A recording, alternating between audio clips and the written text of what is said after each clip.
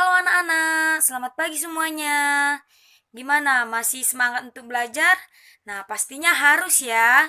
Nah, pembelajaran kita pada pagi hari ini yaitu bahasa Indonesia. Nah, materi kita yaitu mengenai paragraf. Nah, kita di sini sudah beberapa kali pelajari mengenai paragraf dan Miss juga sudah beberapa kali menjelaskan paragraf induktif itu apa, paragraf deduktif itu apa, paragraf campuran itu apa, dan kita juga sudah sering melakukan latihan-latihan untuk menentukan tiga jenis paragraf tersebut berdasarkan gagasan utamanya atau kalimat utamanya. Nah, jadi di sini Miss akan membahas kita akan membahas mengenai tugas kita minggu lalu. Nah, di mana minggu lalu kan Miss memberikan 3 teks kepada kalian. Nah, jadi untuk saat ini materi kita akan membahas mengenai tugas kita minggu lalu. Nah, jadi Miss harap kalian semua memperhatikannya ya anak-anak agar dalam mengerjakan tugasnya lagi tidak ada yang salah, bahkan kalian agar lebih paham lagi. Nah, jadi kita perhatikan ya anak-anak. Nah, tugas kita minggu lalu itu ada 2 soal. Nah, yang pertama yaitu menentukan dari ketiga teks tersebut mana yang merupakan contoh paragraf deduktif, paragraf induktif, dan paragraf campuran. Nah, jadi anak-anak di sini maksud soalnya itu kemarin kan Miss ada memberikan 3 teks. Nah, jadi dari ketiga teks tersebut kamu tentukan teks paragraf itu dia termasuk ke jenis paragraf yang mana, deduktif, induktif, atau campuran. Nah, begitu juga dengan teks kedua, dia termasuk ke jenis paragraf yang mana. Dan begitu juga teks yang ketiga. Nah, untuk soal yang kedua, yaitu tuliskanlah gagasan pokok dan gagasan penjelas pada ketiga teks tersebut. Nah, jadi anak-anak, kan ada 3 teks. Berarti dalam teks pertama itu kamu tentukan, kamu tuliskan dia mana gagasan pokoknya, mana gagasan penjelas. Nah, baru teks kedua juga kamu tulis yang mana gagasan pokok dan mana gagasan penjelas. Begitu juga dengan teks ketiga. Nah, jadi maksud di soal itu seperti itu ya anak-anak. Bukan berarti kamu malah membuat di dalam teks pertama itu, di situ kamu tentukan deduktif, induktif, ataupun campuran. Itu salah. Karena kamu ada sebagian yang membuat dalam teks pertama itu kamu buat deduktif, kamu tentukan dia kalimat pertama, baru ada yang buat dia induktifnya lagi dalam teks pertama, baru dia paragraf campurannya lagi dia di dalam teks pertama. Nah, jadi itu salah. Kamu dalam soal yang pertama itu kamu tentukan teks pertama itu dia masuk ke jenis paragraf yang mana, deduktif, induktif, atau campuran. Nah, jadi di sini Miss mau memberitahu sebelumnya ya, karena ada beberapa di antara kalian yang nilainya itu nol. Karena apa? Karena kan sudah Miss bilang di dalam soal pertama itu kamu tentukan dia. Yang mana dia termasuk ke paragraf deduktif, yang mana induktif, yang mana campuran. Bukan berarti di dalam teks pertama itu ada ketiga jenis teks tersebut. Ada deduktif, induktif, ataupun campuran. Nah, jadi itu salah. Nah, jadi kita bahas ya anak-anak. Nah, ini untuk lebih jelasnya kita lihat teks pertama. Nah, ini dia ya anak-anak teks pertamanya. Di dalam teks pertama ini yaitu mengenai kemampuan seorang anak, kemampuan seorang peserta didik. Nah, di mana peserta didik itu tidak bisa dilihat kemampuannya dari hasil akhirnya, tapi harus berdasarkan proses yang dilaluinya. Nah, jadi itu sama dengan diibaratkan dengan ini anak-anak. Coba lihat, pohon. Sebuah pohon itu dia itu harus dipupuki dan disirami agar dia tumbuh tinggi menjulang kuat.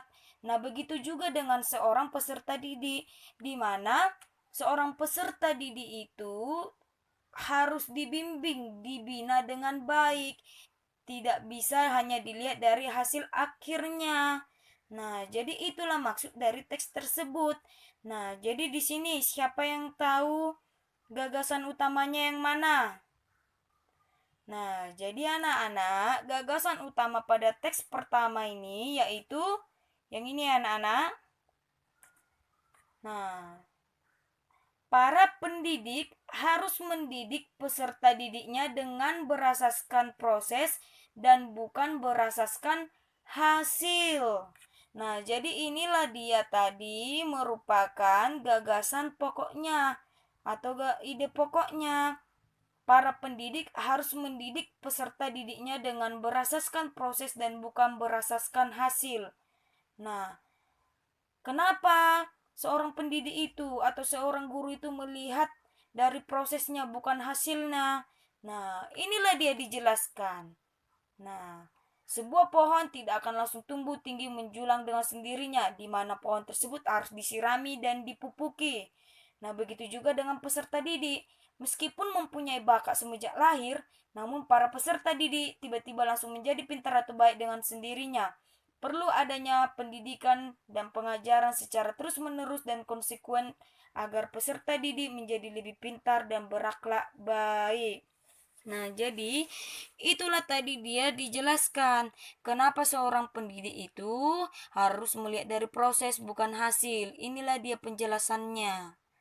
Nah, inilah dia penjelasannya atau gagasan penjelasnya, sedangkan gagasan pokoknya berada di akhir paragraf.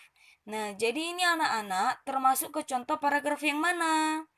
Jenis paragraf berdasarkan kalimat kemarin ada 3 kan, yaitu paragraf induktif, deduktif, dan campuran. Nah, jadi kalau dia yang gagasan utamanya itu berada di akhir paragraf, berarti dia termasuk ke contoh paragraf induktif. Nah, jadi jawaban nomor 1 itu teks pertama itu merupakan paragraf induktif. Nah, jadi untuk soalnya yang kedua di dalam teks pertama itu, di mana gagasan utamanya yang ini anak-anak, sedangkan gagasan penjelasnya inilah dia gagasan penjelasnya. Nah, kita lanjut soal kedua ataupun teks kedua ya anak-anak. Nah, teks kedua, inilah dia teks kedua. Nah, di sini itu mengenai gondongan. Mengenai penyakit gondongan. Nah, di mana di sini dibilang bahwa penyakit gondongan itu dapat sembuh sendiri karena penyakit gondongan ini disebabkan oleh virus, jadi tidak membutuhkan antibiotik dalam pengobatannya. Nah, jadi di sini siapa nih yang tahu gagasan utamanya yang mana? Nah, jadi inilah dia gagasan utamanya. Nah, gagasan utamanya itu gondongan termasuk penyakit yang dapat sembuh sendiri tanpa pengobatan. Baru gagasan pokoknya selanjutnya itu ini. Jadi gondongan sebenarnya tidak perlu diobati karena bisa sembuh sendiri. Nah, jadi di sini gagasan pokoknya dalam teks kedua yaitu gondongan termasuk penyakit yang dapat sembuh sendiri tanpa pengobatan. Jadi gondongan sebenarnya tidak perlu diobati karena bisa sembuh sendiri. Nah, di sini kenapa bisa dia dua teks? Nah, jadi dia termasuk ke jenis paragraf yang mana? Yaitu jenis paragraf campuran, di mana gagasan utamanya itu berada di awal dan di akhir, di mana gagasan pokoknya yang di akhir paragraf ini lebih menguatkan untuk gagasan pokoknya yang berada di awal. Nah, jadi inilah dia. Sedangkan yang di tengah ini termasuk gagasan penjelasnya. Oleh sebab itulah, ini termasuk ke contoh paragraf campuran, di mana gagasan utamanya berada di awal dan berada di akhir. Nah, jadi itu jawabannya anak-anak. Kita lanjut ke teks yang ketiga. Nah, teks ketiga ini dia.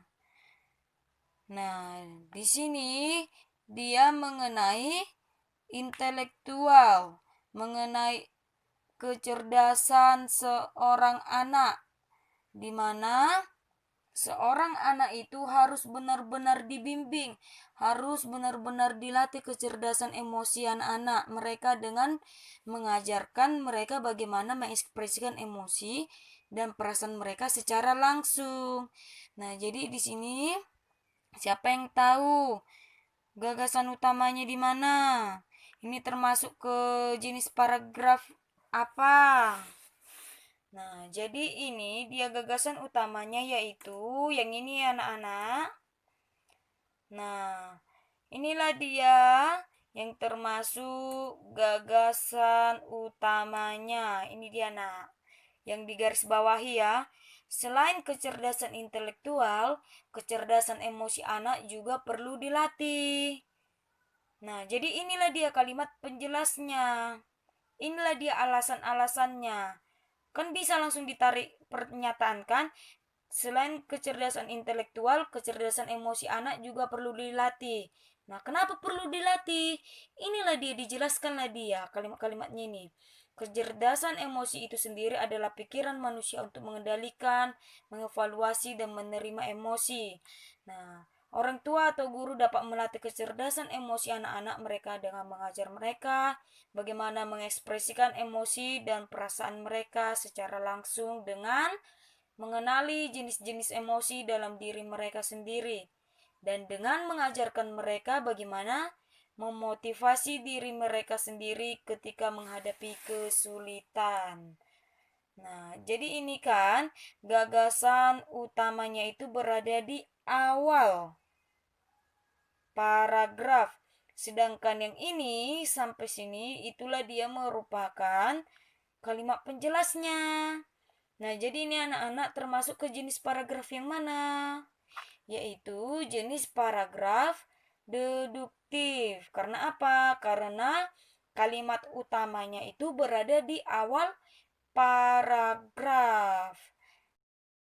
Nah, jadi anak-anak, itulah dia tadi jawaban ataupun pembahasan dari tugas kita minggu lalu. Nah, jadi coba deh kamu buka buku kamu kembali. Kamu periksa tugas kamu yang kamu kerjakan minggu lalu. Di mana kamu salahnya? Apakah kamu benar? Apakah kamu salah? Jadi, bisa kamu periksa di mana letak kesalahan kamu. Kamu taunya di mana, kenapa salah? Oh, ini benar. Terus ini kenapa salah? Oh, ini salah. Kemarin dijelaskan di situ seperti ini. Nah, jadi bisa kamu lihat kembali di mana letak-letak kesalahan kamu saat kamu mengerjakan tugas kamu minggu lalu. Nah, jadi sampai di sini paham semuanya? Nah, jadi kalau memang kamu semuanya sudah paham, jadi di sini Miss akan memberikan tugas lagi kepada kamu. Nah, jadi Miss mau menguji kamu nih, apakah kamu sekarang ini memang sudah paham atau belum? Nah, jadi anak-anak, dalam mengerjakan tugas itu, terlebih dahulu kita harus memahami soalnya. Kita baca dulu soalnya yang pertama itu apa, yang diminta itu apa, agar kamu tidak salah dalam mengerjakan tugasnya. Nah, jadi saat ini Miss akan memberikan teks lagi kepada kalian. Nah, jadi Miss akan menguji lagi apakah kalian benar-benar memang sudah memahaminya atau belum. Nah, jadi Miss akan memberikan 3 teks kepada kamu. Nah, memberikan 3 teks kepada kamu. Nah, jadi kamu kerjakan teks tersebut. Soal-soalnya itu sama seperti soalnya minggu lalu, yaitu ada 2 soal. Nah, jadi coba kamu kerjakan dua soal tersebut berdasarkan 3 teks yang akan Miss berikan. Nah, jadi di dalam mengerjakan teksnya yang pertama itu untuk menentukan gagasan keduanya, gagasan pokoknya dan gagasan penjelasnya, kamu terlebih dahulu membacanya kalimat per kalimat. Kamu pahami dulu di dalam teks tersebut dia mengenai apa. Misalnya mengenai kesehatan. Nah, jadi kamu baca di dalam kalimat pertama itu dia apa, kalimat kedua apa, kalimat ketiga apa. Nah, jadi dari situ kamu akan mengetahui teks tersebut membahas mengenai apa. Lalu setelah kamu tahu dia mengenai apa, kamu pasti akan mengetahuinya gagasan utamanya itu berada di mana? Di awal atau di akhir ataupun di awal dan di akhir. Nah, jadi kamu baca dulu.